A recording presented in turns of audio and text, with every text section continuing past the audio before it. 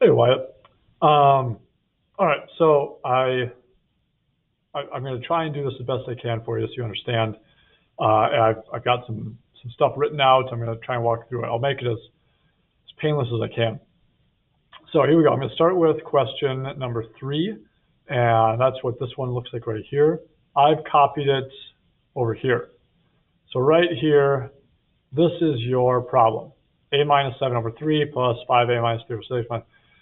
And just like with regular old numbers and regular old fractions, we need a common denominator. And in this case, we've got 3, 6, and 4. I'm going to choose a common denominator of 24 because I can do 3 times 8, 6 times 4, 4 times 6, and get 24 as a common denominator. So you can see that right here, 8 times 3, 4 times 6, 6 times 4. Whatever you do to the denominator, you also have to do to, it sounds like I said y'all, but you also have to do to the numerator. So if I do 3 times 8 to get 24, I got to multiply by 8 in the numerator, multiply by 4, multiply by 4, multiply by 6, multiply by 6. You'll notice I put these parentheses. There were no parentheses before. I added them in there.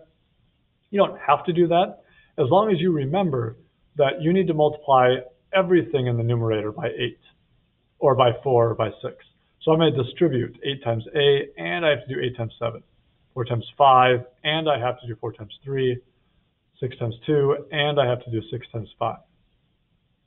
So what I'm left with here, once I change this original problem to get a common denominator of 24, my numerators all get bigger as well, which makes sense. It kind of goes along with what you've been doing with fractions since elementary school.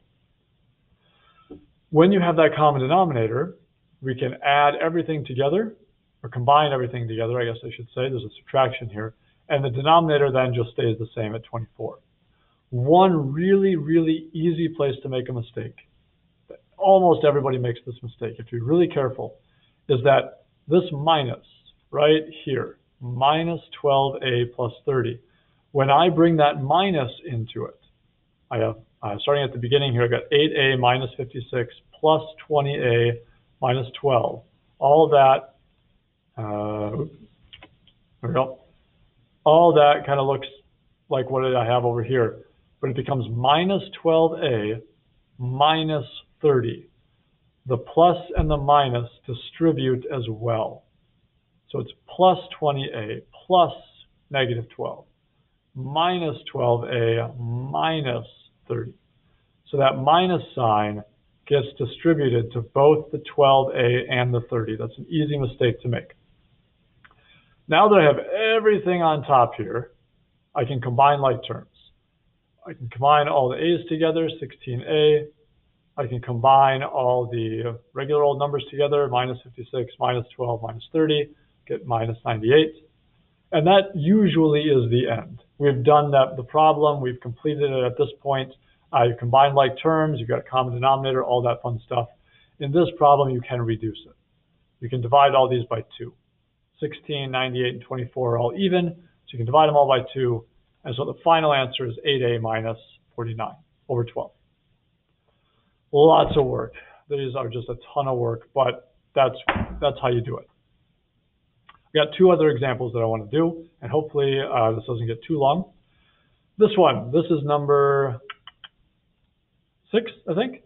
Number 6, number 7, number 8, and number 4. 4, 6, 7, and 8 are all very similar to each other, all extensions of a lot of work. I would say that number 6 that I'm about to do with you or for you, and number 8 are very similar. So if you wanted to find one like the one I'm going to do here, number 8 would be a good one to work on. But all right, number 6. So here it is, right there. I've copied that problem right here. The important thing, or no, not the important thing.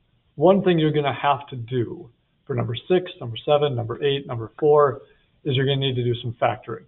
Woohoo! Factoring.